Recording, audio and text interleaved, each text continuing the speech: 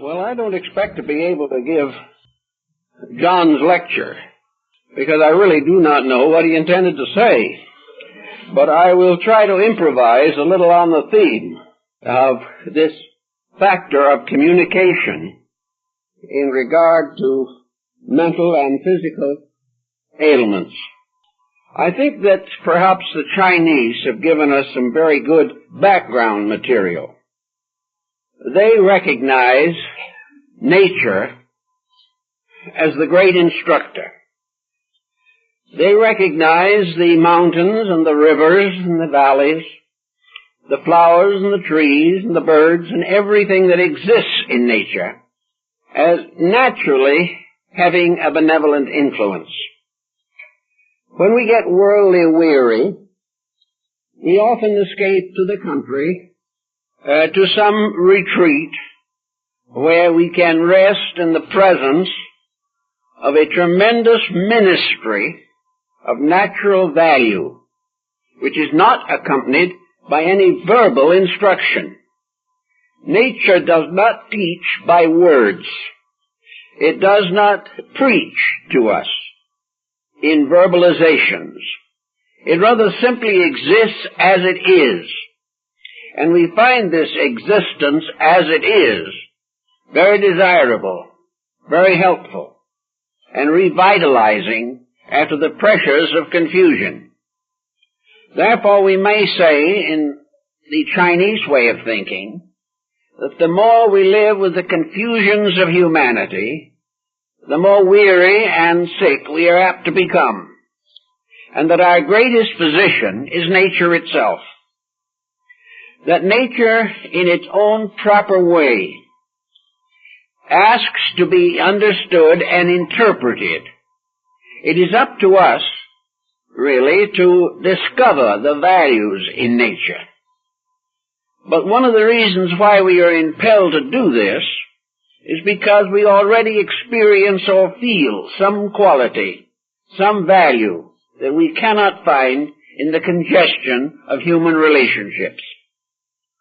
The Sung painters, the Sumi masters of both Japan and China, have given us wonderful pictorial scenes which reach into our natures, so that actually a picture is a sermon without words. It tells us something we experience inwardly. It stimulates our intuitive reaction and becomes a balm in Gilead. We feel better, more peaceful, for the painting becomes a window into a universal existence. Now we realize in some way that the more natural we can be in a constructive sense, the better our health is apt to be. Anything that is artificial or sophisticated endangers our peace of mind and also the harmony of our bodily functions. If, therefore, we recognize that the universe in which we live is continually communicating with us, not with words or preachments, but with the mere fact of its own statement of existence, what it is, what it does, what it means. Now, in a smaller but very personal way, the human body also communicates with us at all times. We do not necessarily recognize this communication.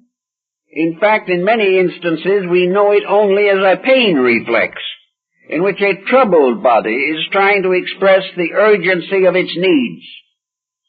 On the other hand, the normal, healthy body communicates as nature does, simply by the adequacy of itself, by the fact that it becomes a useful and patient protector of our purposes and contributes to the fulfillment of our various objectives. The ancients, therefore, regarded the body with great reverence. They considered it to be a proper symbol of the divine order and the divine harmony. Like the universe, it does not necessarily verbalize anything, but it does, in one way or another, express itself. Sometimes through symbolism, sometimes through reflexes, sometimes through symptoms which require careful consideration. Therefore, the body, again, is another instrument of nonverbal communication. And this is, perhaps, the grand term to cover all of the examples of life that become our teachers. Examples that are not put into words, do not appear in textbooks, but which continuously influence us. The human being, by nature, is natural. He is part of the world in which he lives. But gradually, the average person has alienated natural pressures and circumstances. He has built cities in which the communication factor is seriously offended. He moves into congestion. He lives under a variety of pressures, most of which are against the well-being of his own nature. Some of these pressures damage his body. Others outrage his emotions. And others again afflict his thoughts. But nearly all the problems that afflict us are artificial. They arise from mutual ignorance, indifference, or unreasonable ambitions. Some of them arise from the facts that we cannot get over grudges, cannot forgive our enemies, and cannot tolerate the success of other people. All of these different pressures move in. They also are, for the most part, nonverbal.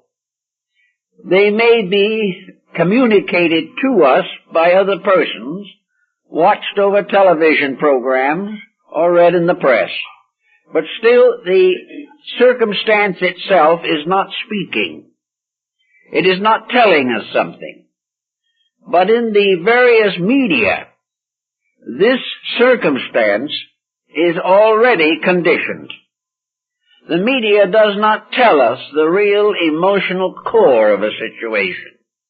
It interprets it already, and we begin to accept the interpretations and are variously influenced not by the circumstances, but by the way other people have reacted to them. If reactions are artificial, they again become a nonverbal source of tension and stress. Today we have a great deal of bad health, and at the same time we have a tremendous number of well-intentioned people who would like to improve their own health and dispositions and contribute something to the solace of society. We can then begin to study some of these factors. How do we communicate non-verbally? How does the human being share with other human beings values which cannot or are not put into words? Well, we can again go to nature for a little information or a little parallel. Take, for example, a person who lives alone and whose principal companion is a faithful dog or cat. This dog cannot speak, but it appears to be a good listener. We do not know exactly what its thoughts are, but we do know that in a mysterious mood, it seems to sympathize with our needs. It becomes a close value in our lives and expresses its concern through a series of very simple gestures. It comes toward us when we are lonely. It is with us when we have some problem burdening our souls. It may rest at our feet in a quiet evening, but in some way the animal gives us one tremendous consolation.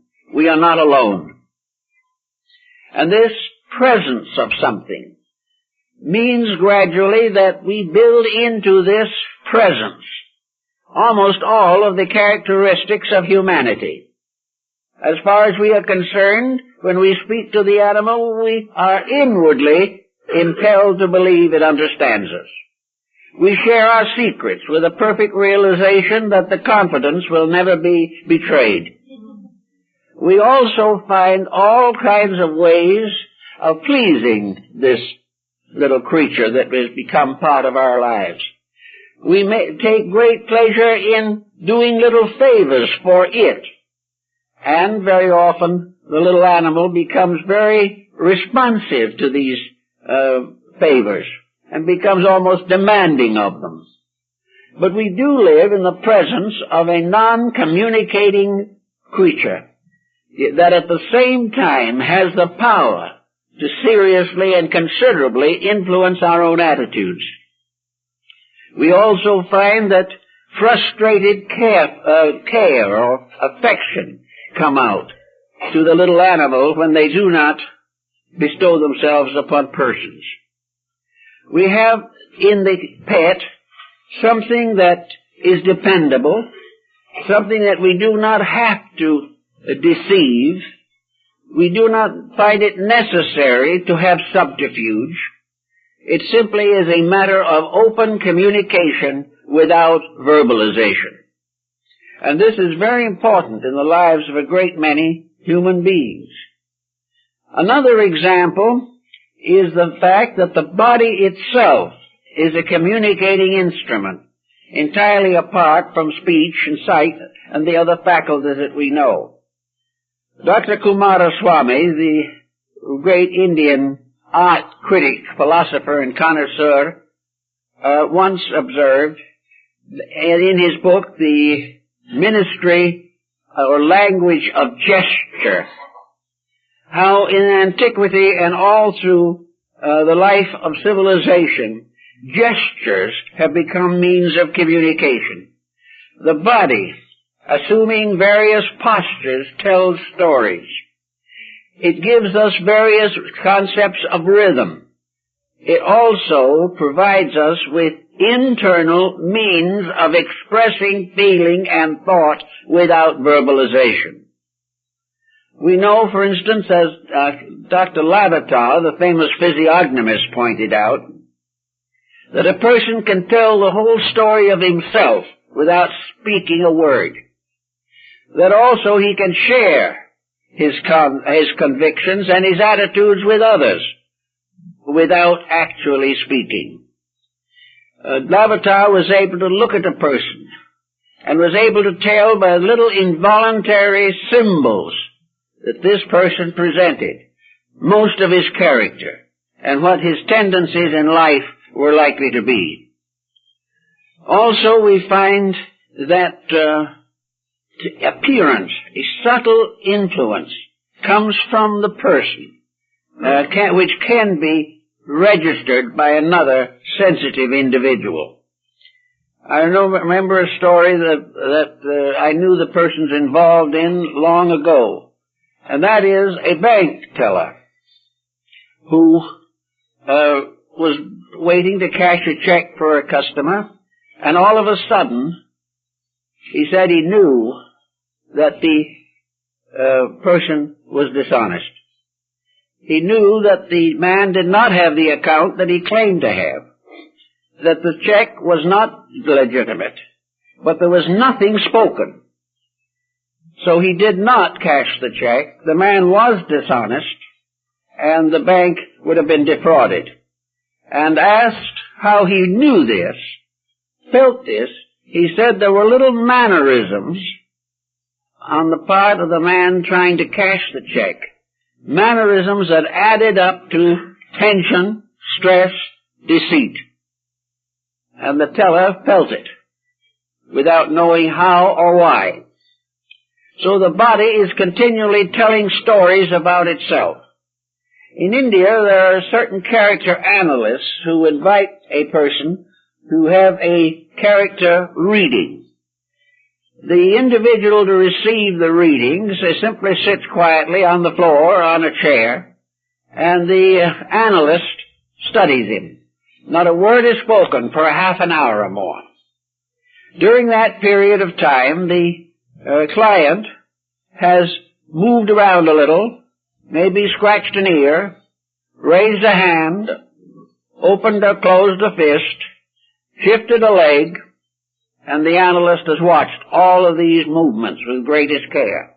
And from these little symbols, he can give a fantastically accurate description of the person's character.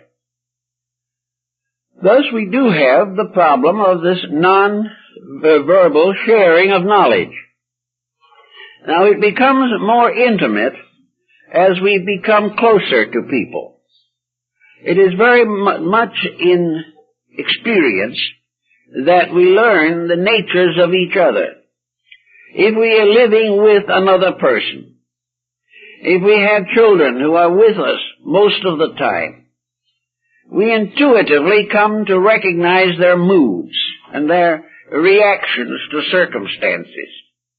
And little by little, we get an intimate realization of their inner lives, which makes it possible for us to work with them non-verbally. We can share their sorrow without speaking, but by a gesture, as Kumaraswamy calls it. We can show a slight indication of feeling, which the other person instantly recognizes and finds it consoling or damaging according to the mood or emotion behind it. Psychology has shown the danger of critical attitudes. It has shown how persons have concealed antagonisms for half a lifetime, or tried to. But the person against whom this antagonism was directed was fully aware of it, although it was never discussed. There was a reaction of restraint, of suspicion, of irritation, whenever these two persons came together. And it was inevitable that these subtle reactions should be communicated. Pythagoras and Socrates and many others in the ancient classical world made a great deal of the dance as a medium of communication. They were fully aware that by various rhythms and motions of the body, the individual expressed not only his physical reactions to life, but also his deepest spiritual and religious attitudes and emotions. The Pythagoreans danced at the dawn every day as a symbol of worship. Worship being the individual attempting to release through his own body the harmony of life. That each individual had a certain personality of his own. Therefore, although they were all dancing to the notes of a lute or a drum, each one was dancing a little differently. And this difference was a key to his own individuality and to the relation that he had between his own personal life and his veneration for the deities. Socrates, who was not exactly a graceful man, he is reported to have been bow-legged and pigeon-chested, actually, however, danced with his disciples. And according to a stranger who came to Athens, he asked how he would know Socrates. And he was told that Socrates was a person of very poor appearance, rather deformed. But later, when the man met Socrates, he reported that he found him to be handsome, beautiful, and wonderful. The spirit behind, the life behind, was so magnificent that it completely overshadowed any defect of the body. Now, to a measure, we are under these problems today. Today, I suppose, as never before, human beings have tried to improve appearance. They have used every possible means to make the body more attractive. Both in clothing and in dieting and in all these ways, they want to look well.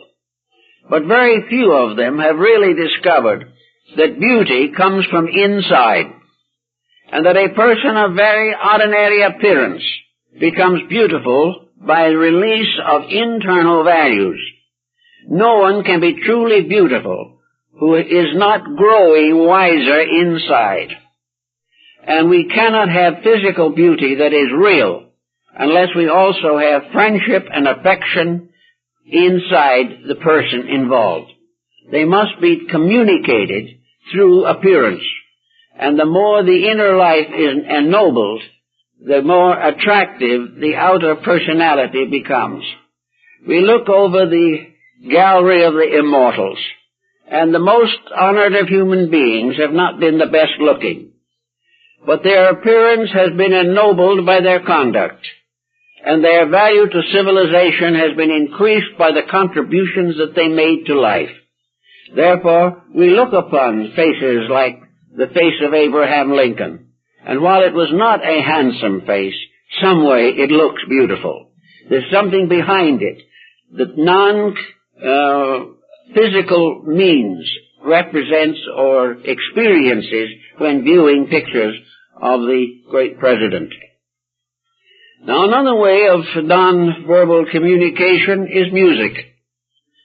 Music has been a tremendous factor in the life of the individual. Music is melodic or harmonic when it is contributed from orchestration or musicians individually. Actually, however, the harmonics of music is the result of lawfulness, mathematics, great skill and artistry. And music can be a tremendously vital factor in the improvement of mankind, but only if the music that we hear is alchemically transmuted in ourselves to the highest form of musical vibration. Therefore, we find that discords of all kinds endanger health, endanger the development of character. We must have the music that is harmonic. In Athens, a composer who wrote a piece of music that was not harmonic could be exiled or imprisoned for this sin against the community. Music representing a perfect harmony of sounds also becomes apparent in structures that are created upon musical themes, and these structures include a great number of architectural works. Many buildings of antiquity especially were crystallizations of harmonic patterns. They were deeply involved in music and in the harmony and grace of a kind of melodic consciousness within the soul of the architect. We notice even today the tremendous difference of effects resulting from various types of architecture. We realize that some artistic forms ennoble us, raise our vibratory rates, and cause us to have a feeling of sublimity, whereas others become totally materialistic, comparatively valueless as contributing anything, and bringing no satisfaction, unfoldment, or release of the psychic life within us. So architecture is a very valuable and important element in the non-verbal communication. It tells us much about the ability that we have to appreciate. I think that one is faced with a variety of reactions to architecture. To some people, architecture is simply a roof and four walls. What it is like, why it is there, is purely a matter of utility. And as utility, it nourishes only that for which the utility is intended. If it is an office building or a bank or a stock exchange, then the building becomes simply the structure or principle upon which the building is erected. There is no idealism, there is no overtone involved in works of this kind. Churches used to be very much affected by religious architectural principles. But in the course of time, the attitude of the average person toward religion has greatly changed. Even today, however, I noticed in entering into a great cathedral or some magnificent religious structure that even those who have no particular interest in that particular religion some way become silent. They take off a hat or they do something to indicate respect without realizing what they are doing. They are simply under the pressure of a great harmony, a tremendous spiritualized pattern, a kind of cosmic snowflake, something that is mathematically, psychologically, mystically correct. And wherever a structure is properly organized, it does create a feeling within ourselves. Plotinus, in his essay on the beautiful, has clearly discussed this particular subject. The soul of man is a mysterious, abstract power which dwells in the innermost and is lured out into manifestation essentially by beauty. In his essay on the beautiful, Plotinus points out that the beauty in the human soul moves outward to embrace the beauty of the world, that the human soul, being beautiful and symmetrical, reaches out to the natural world of mountains and valleys and wonderful streams and lakes, and the soul is happy. The soul is happy and it is nourished because it is fed by beauty. And having been properly nourished and properly fed, the soul becomes a source of joy, peace, and insight within the individual. If, however, the soul is confronted with asymmetry or deformity, if it must listen to discords of sound, look upon discords of color and shape, and live in the atmosphere only of a factory-ridden civilization, the soul retires further and further back into itself, suffering or locked by the fact that there is no nourishment for it in the world in which many people live and consider themselves to be satisfactorily integrated. If, therefore, the person, recognizing the fact that beauty is absent from his life, that he is not in the atmosphere of it, must do various things to communicate beauty to himself and through himself to his own soul. He can do this in a series of very simple actions. All that he has to do is find something that his own consciousness tells him is beautiful, and try, if possible, to live with it. He may find art, he may find music, but if he finds any form of expression which ennobles him, which releases the finer parts of his own nature, it becomes a nourishment for the inner life and becomes a joy to the soul, which rushes forth to embrace its likeness in the world. Now, in human relationships, the problem of soul beauty is sometimes very difficult to determine. We find this in human relationships, in the relationship of parenthood or of marriage. We find that it's hard to understand why we choose the types of persons we do, or in bringing up children have certain choices as to how we hope they will grow and develop.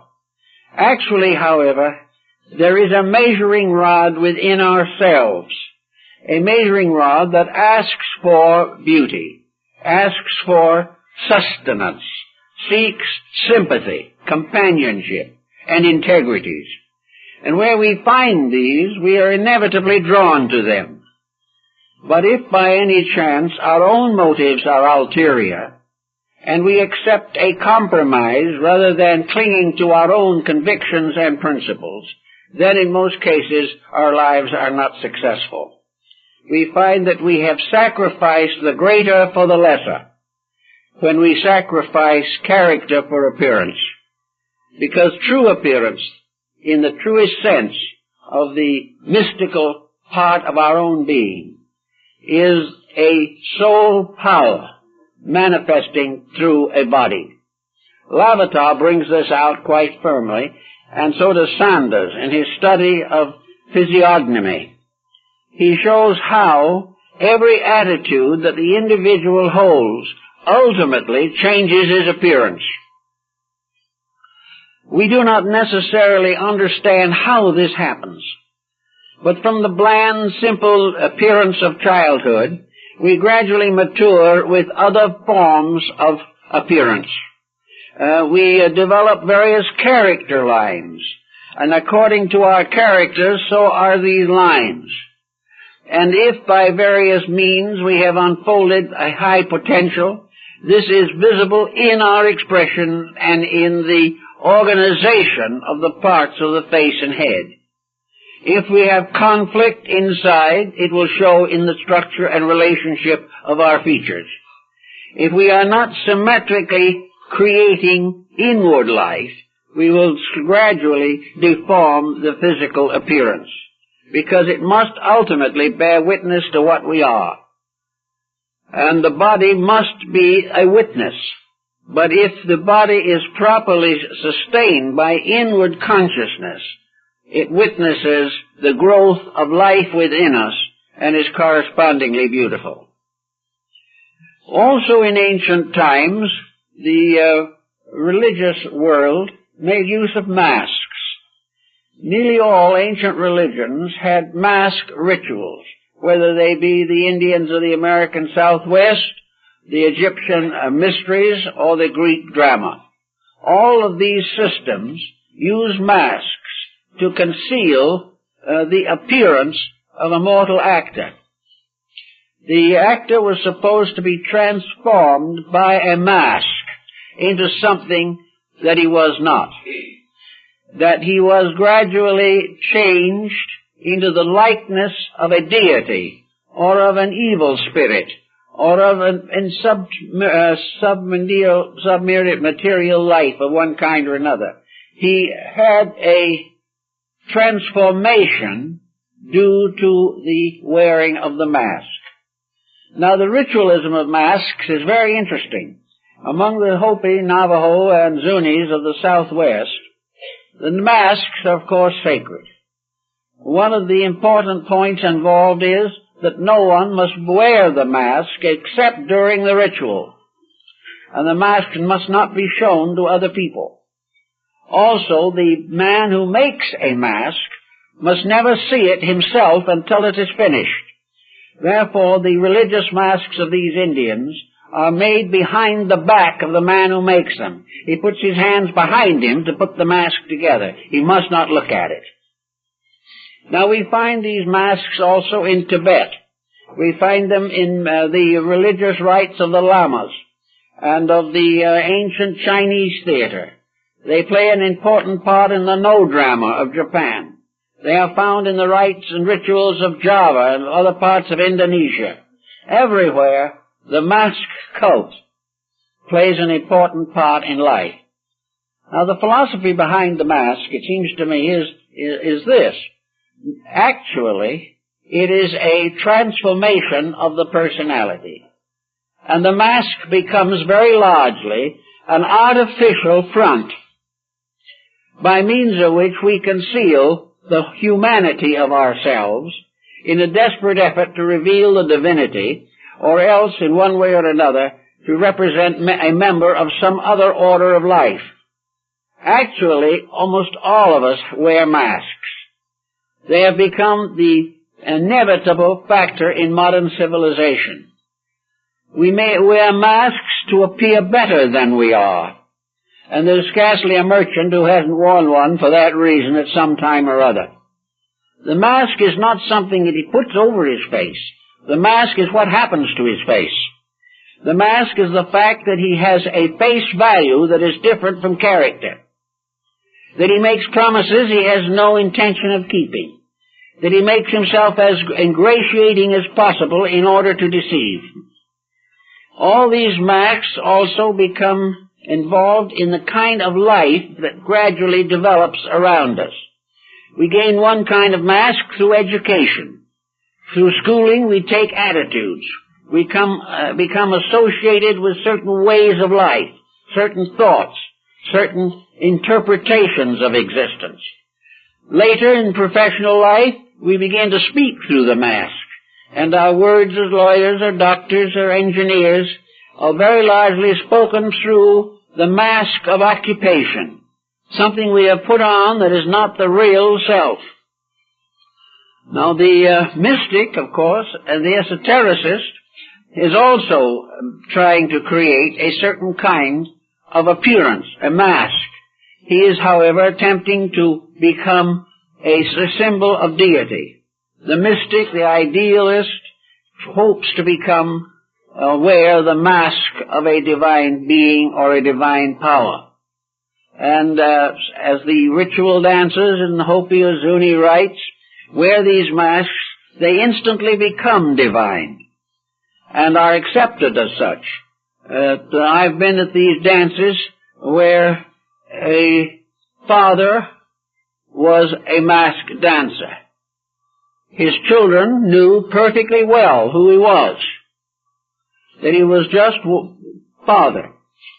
But when the time for the ritual came, and father approached them masked, carrying the sacred corn pollen, the children fell on their knees and venerated him as a deity. After it was over and the mask was put away, he went back home and he was father as he always had been. But under the mask of a god, he received a certain divine enlargement of character. Now, we all have these problems also. Nearly everyone has someone they have great respect for. If there is no one in a person's life that he respects, he's in a bad way. He is either keeping bad company or he is overlooking important values. It is far better to always recognize that the individual is wearing a mask, and that this mask may cover his strength or it may conceal his weakness. And it is up to the individual involved to find out how these masks are actually worn. Sometimes we wear a mask in order to conceal grief. Sometimes we do it in order to arrange revenge. Sometimes we want to be considered better than we are. But almost always in the end, all masks have to be taken off. And in the last analysis, it is that which is behind the mask that must become the true value, of which the mask itself is only a passing symbol. In the Tibetan rites, masks very often represent the types of world in which we live. The monsters of the Tibetan underworld are right here among us. For this underworld is nothing but the material sphere in which we live. Here strange, grimacing, and frightening forms appear. Here all kinds of infirmities descend upon us. Here also the teachers appear to guide us and lead us out of the troubled under life to something better and wiser. And in the ritual dances, all of these various conditions are personified for the enlightenment of the individual. The end of the enlightenment is always the same, that we shall recognize that all error, all weakness, all evil is delusional, and that actually behind every evil circumstance of life is finally a manifestation of the divine purpose for existence. Therefore, things wear many masks, but the truth is behind them, and the truth is one, regardless of how it appears to be modified or conditioned or distorted by the circumstances of daily life. Then there are other forms of nonverbal communication, and these are, among others, service. One of the most powerful ways of sharing life with another is through dedication to the helpfulness which we feel within ourselves to be possible. Very often we have found, as Emerson found, that what we do speaks much louder than what we say. What we say becomes therefore a cover, a mask. And this mask of what we say is usually accepted by other people as genuine. This means that we have to be extremely careful what we say, far more careful than the average person likes to be. But by means of character, by means of dedication, we create a pattern of nonverbal idealism. The great teaching is by example. The great teaching is the individual doing those things which are the greater good to the greater number. We respect these people even though we do not necessarily have the skill or courage to emulate their conduct.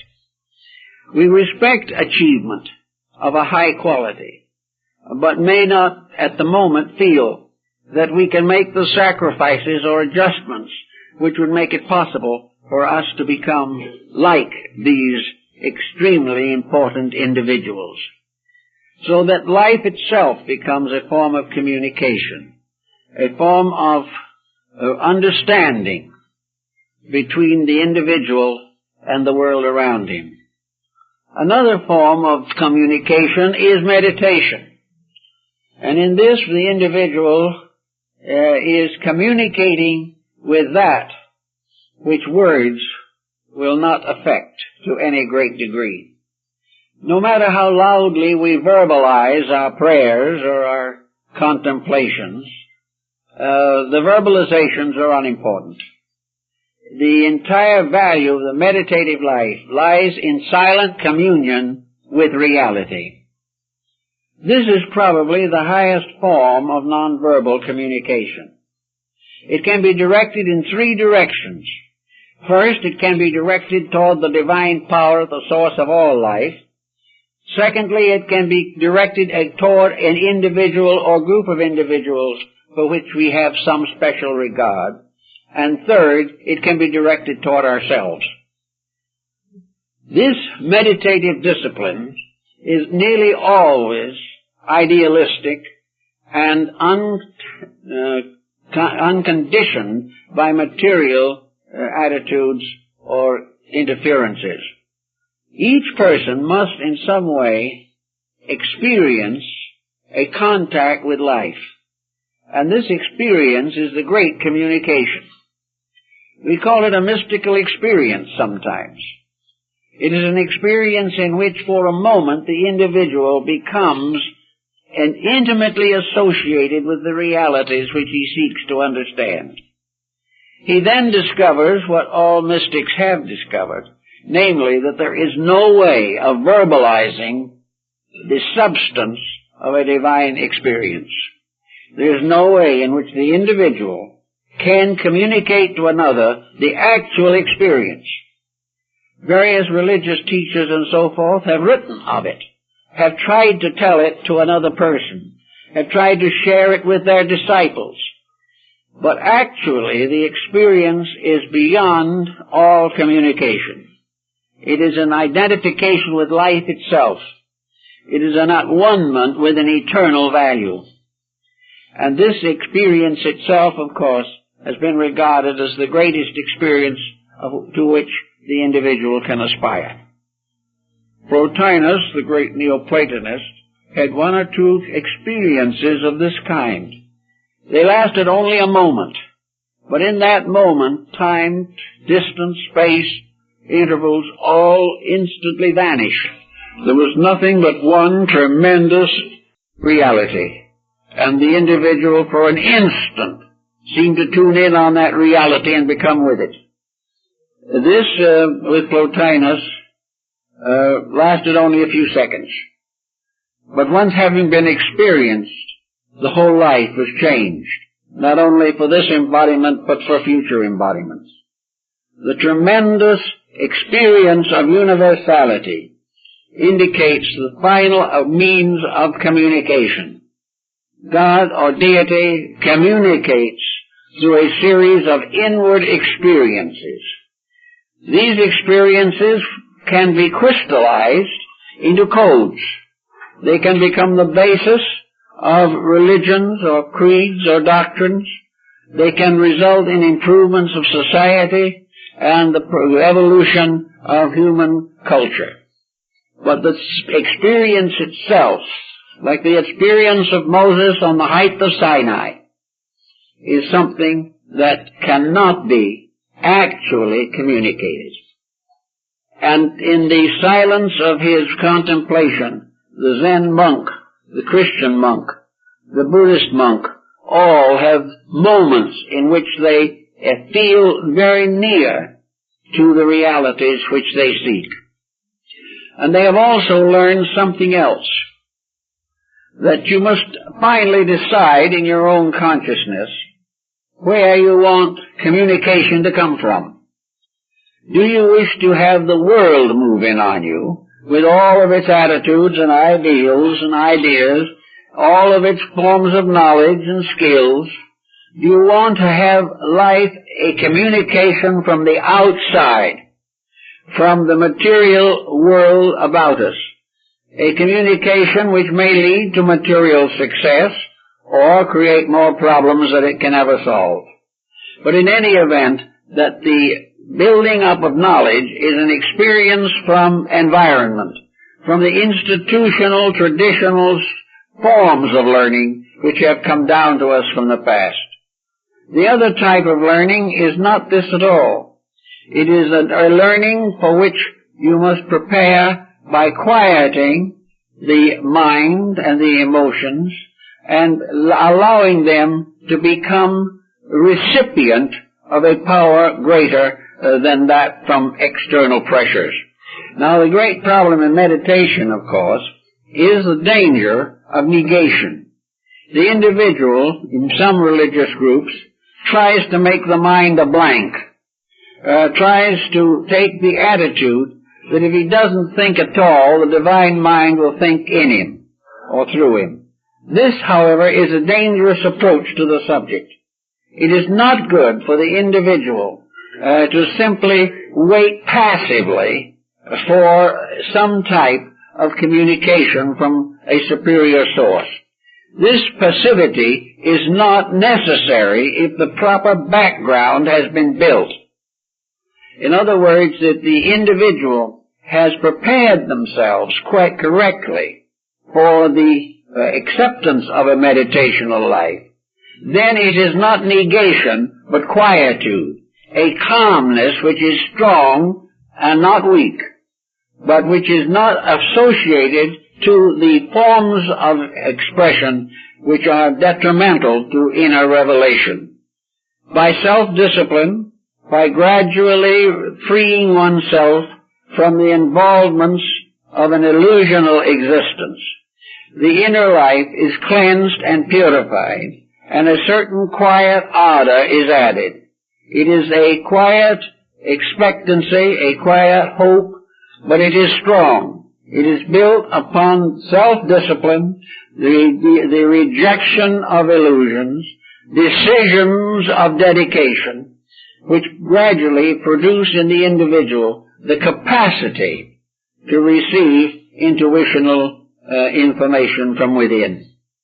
So that this type of meditational acceptance is very, very important in development. But it is not something in which you simply make yourself a blank. Rather, it is something in which you clean the surface of the paper. But it is still there, and it is something in which you will gradually be able to experience an inner strength rather than an inner weakness or insecurity.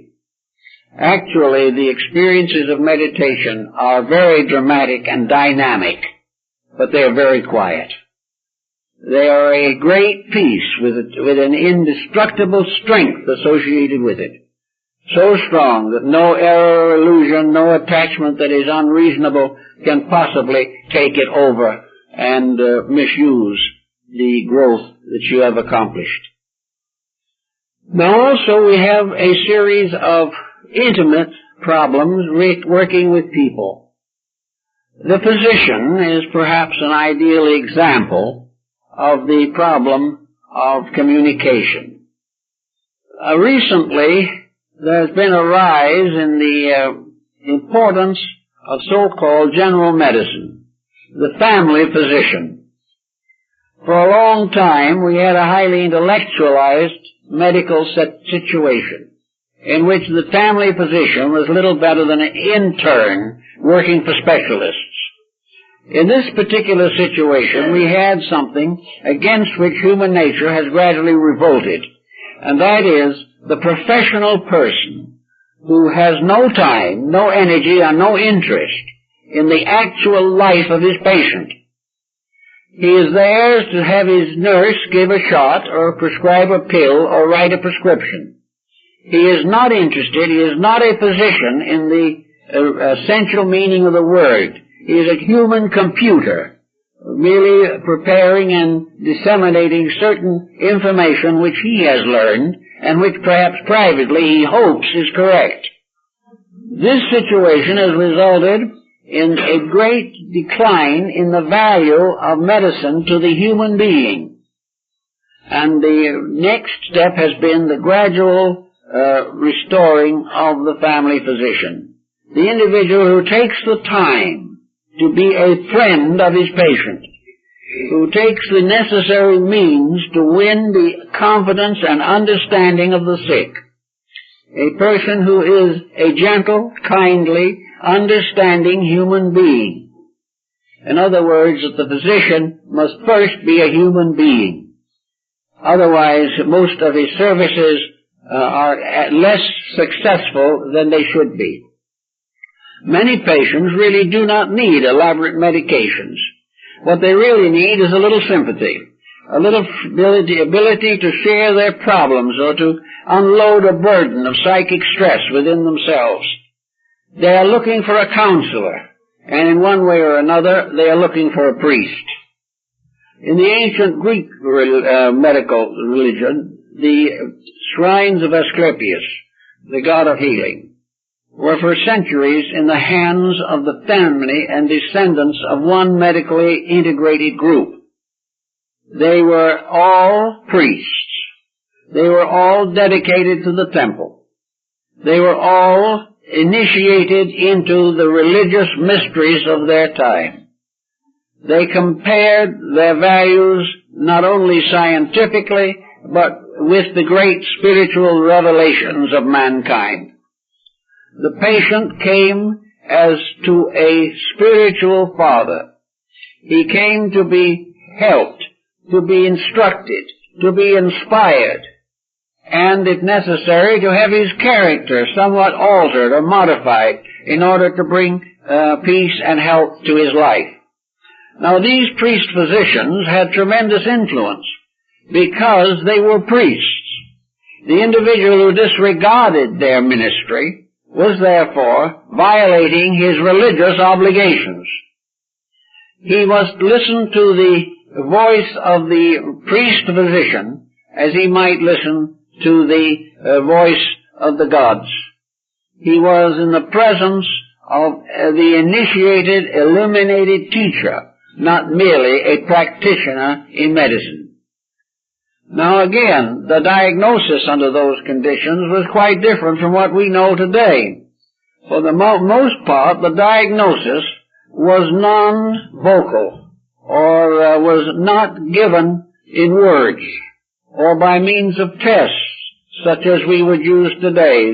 There were no laboratories, as we would know them, no blood tests, no elaborate equipment, and the individual, therefore, was diagnosed very largely by the gods.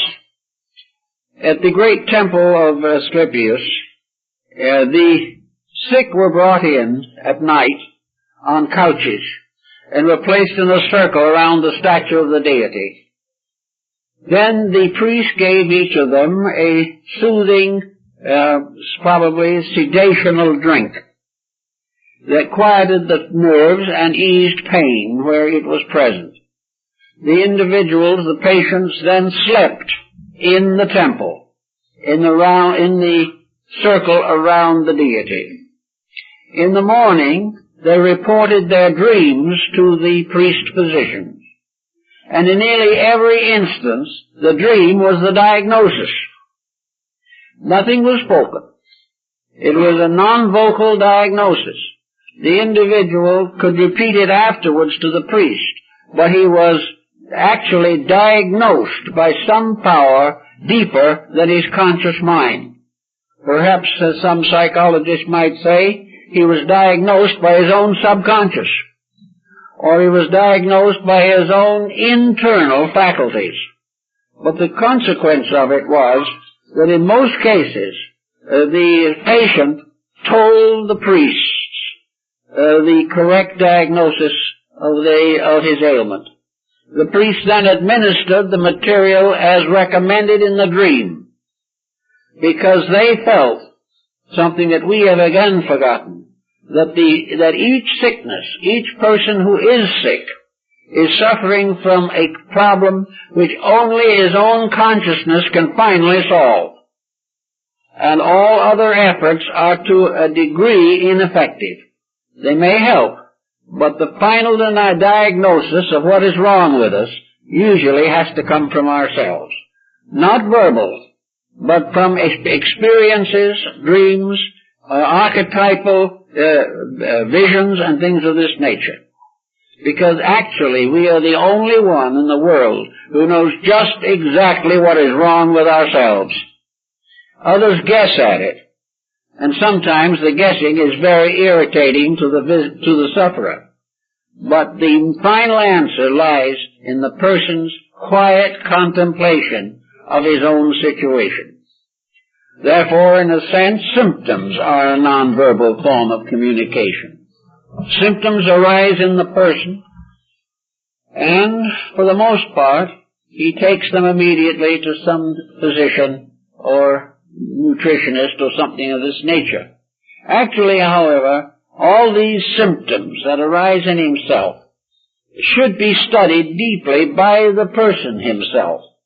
If he is not in a position to study, if he doesn't know what it's all about, then he is in a very bad shape, because he is living in a house, but he does not know how to take care of it. He does not know when it needs repairs. He does not know when its roof leaks. He does not know how to keep it properly in order. And for the most part, he pays no attention to it. And when things get very bad, he moves out. Now, in this case, when he moves out, he has to wait for a new body. But a great many people will move out of an apartment when they can no longer clean it up. It becomes too odious a job to put things back in order. So with the person, health problems nearly always require or invite very serious consideration. We are the only ones who know the whole story of ourselves. Psychoanalysis tries to help with it, but by the time the whole story is told to another person, presuming that we have told it correctly, which is not always the case, we have not only spent a great deal of time, but a very large sum of money, while somebody is listening to our troubles. Actually, no one, even though they listen attentively, can be all-knowing or guarantee the improvement that we seek. In fact, no one but ourselves can guarantee that we'll even follow the advice that is given to us. Usually, if it is something we do not like, we will not even bother to follow it, or we'll start out half-heartedly and forget it in a short time. So each person, in the presence of changes in life, is in the presence of a great system of instruction, by means of which he can improve or maintain health, extend his reasonable expectancies, and cope correctly with the deficiencies which time and wear and tear bring into his physical economy.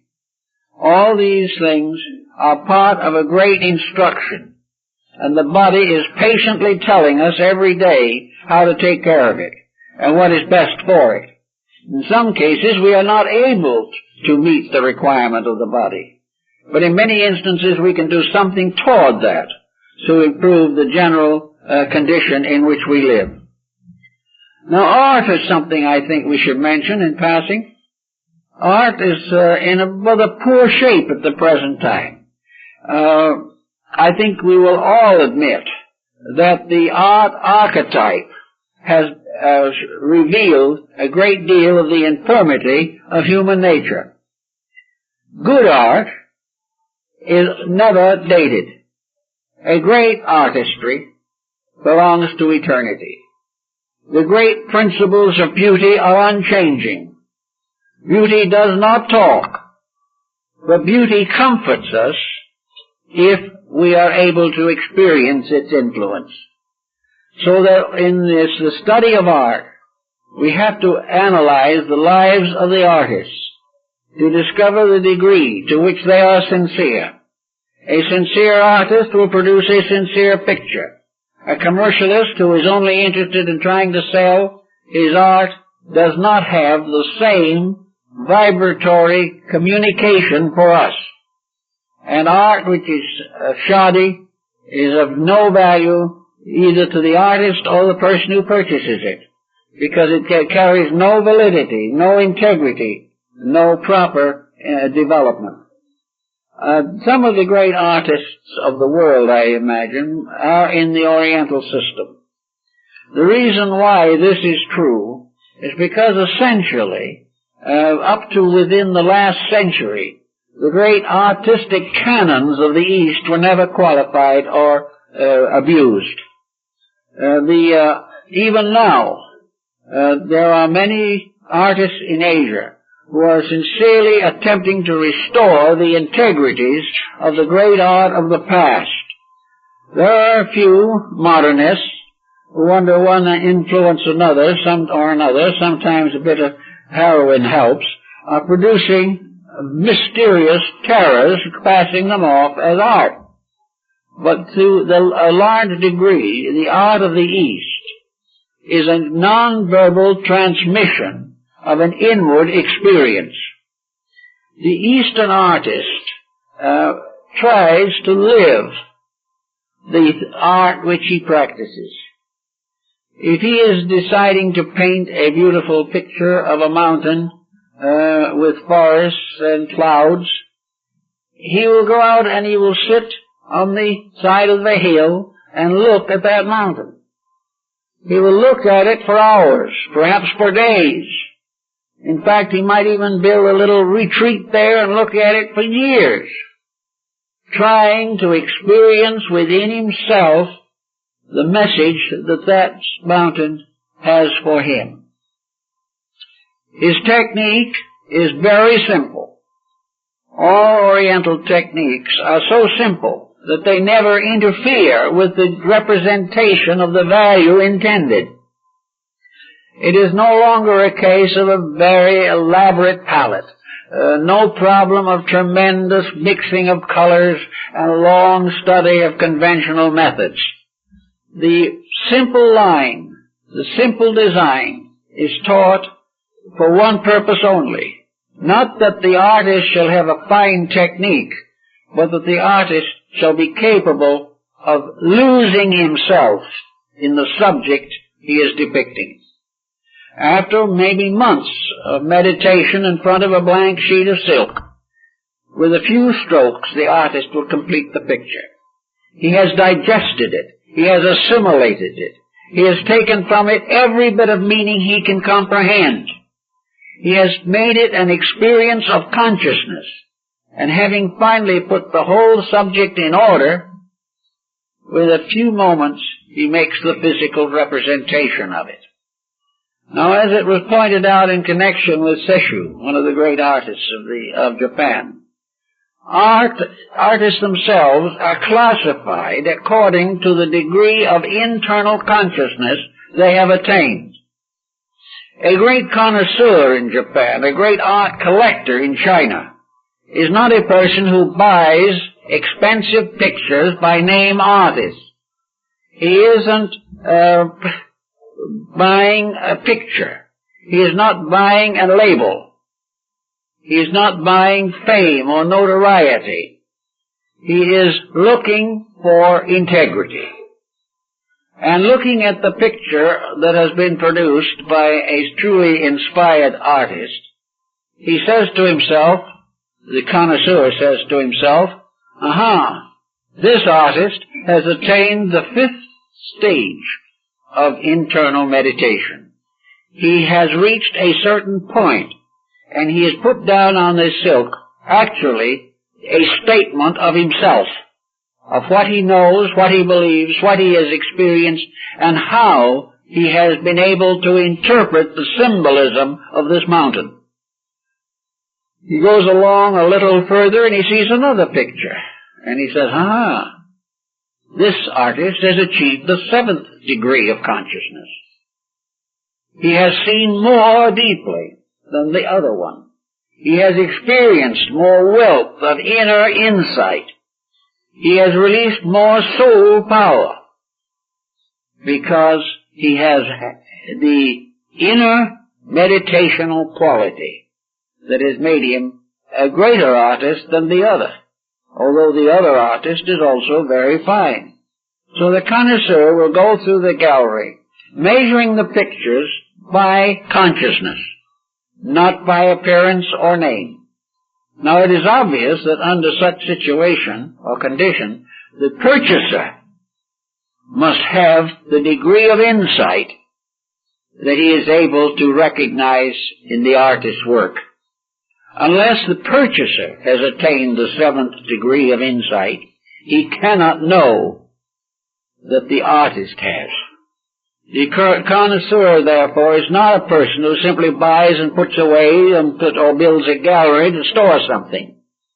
He must have the experience also, for it is only what we have experienced in ourselves that we can recognize in others. If we have not achieved it in ourselves, we cannot know that another person has achieved it. This then goes not only into the world of art and Sumi paintings and beautiful screens, it also goes into the religious art of these people. For the Asiatic has come nearer to being able to make a pictorial representation of invisibles than probably any other school in the world. He has been able to transcend the forms of things without distortion, and has bound it all together by a tremendous language of symbolism. Every part of these designs is a symbol which draws the attention of the person who understands. If you do not know the meaning of the symbol, you will not buy the picture. If you know the meaning, and that meaning is nourishing to your consciousness, you will make a great sacrifice to have that painting or to experience the work of a beautiful bit of pottery.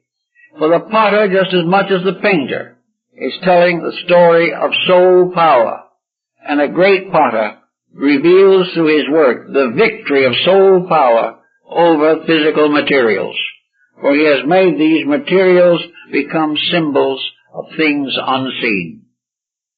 So with the same with life as we go out in the experiences of living, we recognize in others that which we have attained in ourselves. We may have respect and veneration for that which we have not yet attained, but we can only understand and build into consciousness that which is within the range of our available reflective powers and faculties. Thus, the only way in which we can finally experience truth is to have attained it in ourselves, therefore become capable of experiencing it in other things. Whatever deficiency there is in our own natures, there will be a corresponding deficiency in our philosophy, in our religion, and for that matter in our science.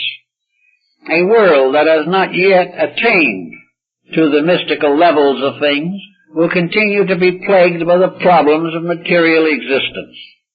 We are now in the midst of a very sad situation, but one in which non-verbal communication is probably more important than ever before. For it is only by the thoughtful contemplation of things as they are that we can gradually restore our own integrities. We have to learn the lesson in order to escape the consequences of former mistakes. It is not possible for us to listen to people promising this, guaranteeing that, and demanding something else. The only thing that will solve our problem is the victory of soul power over brute force, and until that comes, there is no solution. But if this solution is first to be attained in ourselves, and we can see in many ways how this attainment is available in comparatively simple people. We find in many cases that those less sophisticated have greater integrities, that in very simple solutions the individual living close to experiences has been able to grow by actually feeling the way life is, rather than listening to experts talking about it.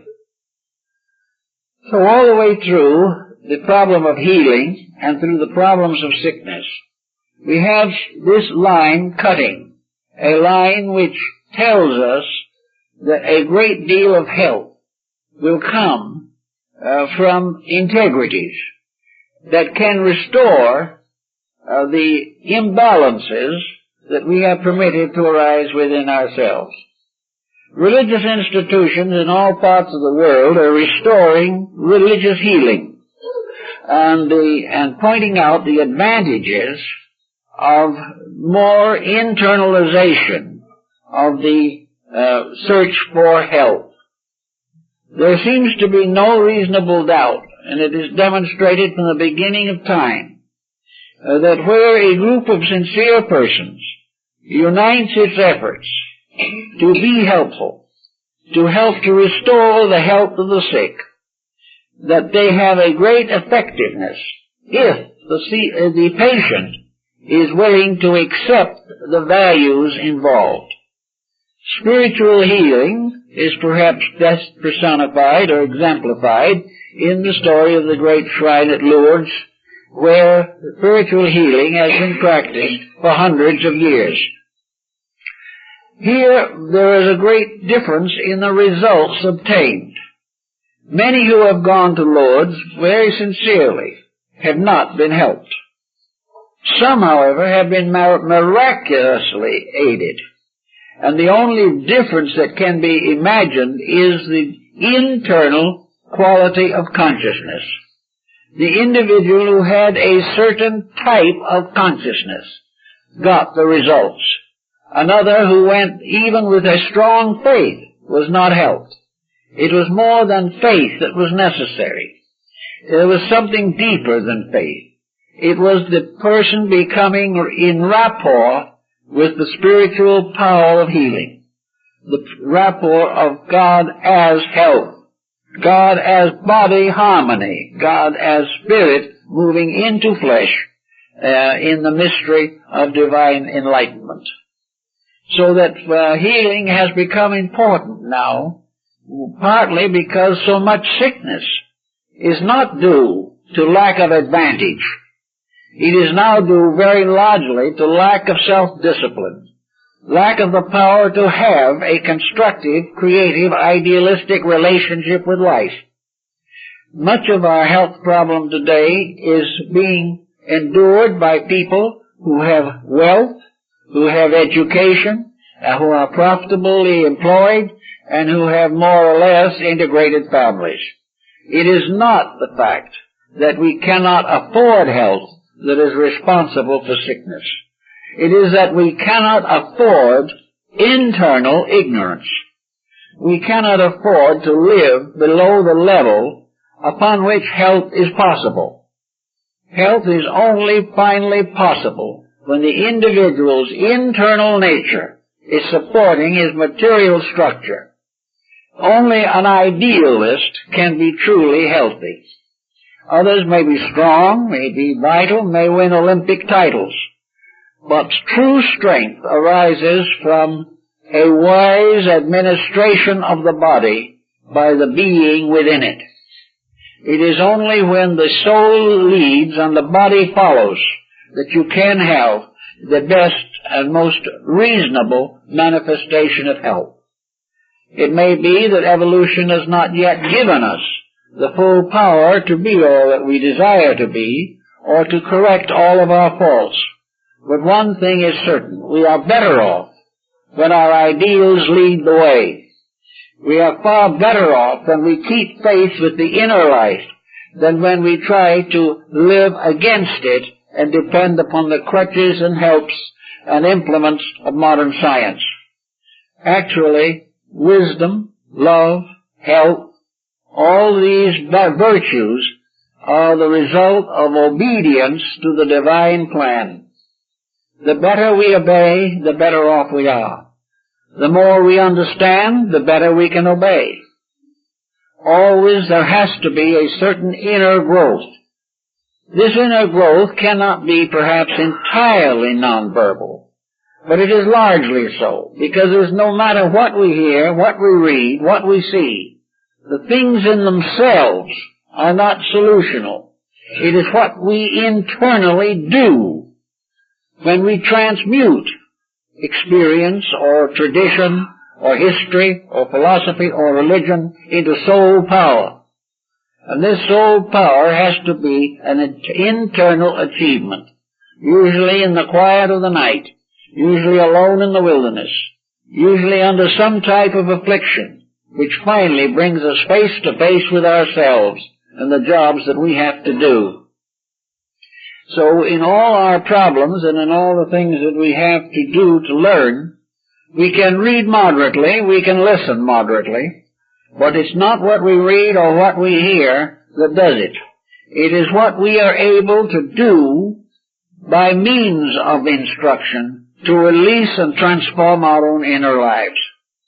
To memorize everything in the world will not solve our problems unless the memory is supporting a major change within our own natures.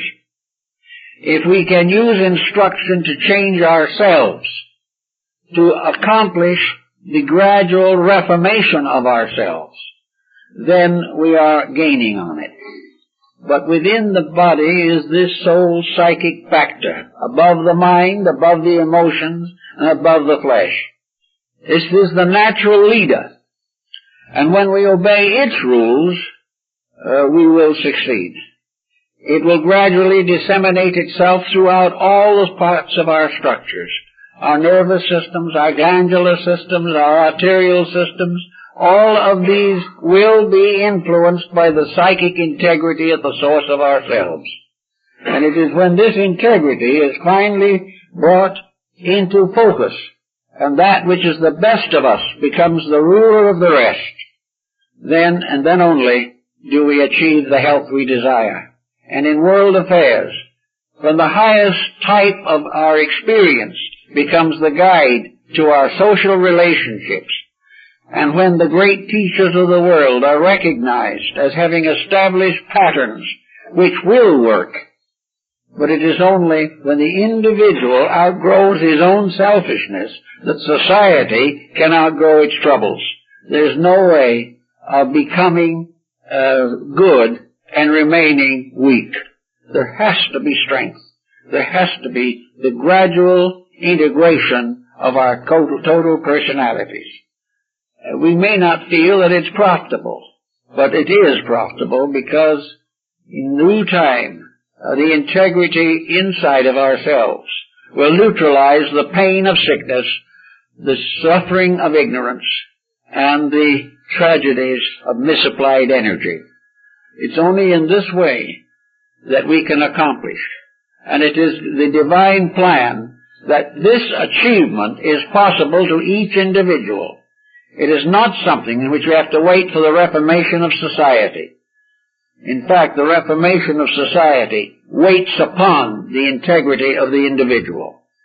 Realizing this, we are on the way to getting things worked out in a better way. Well, folks, I guess that's all for this morning.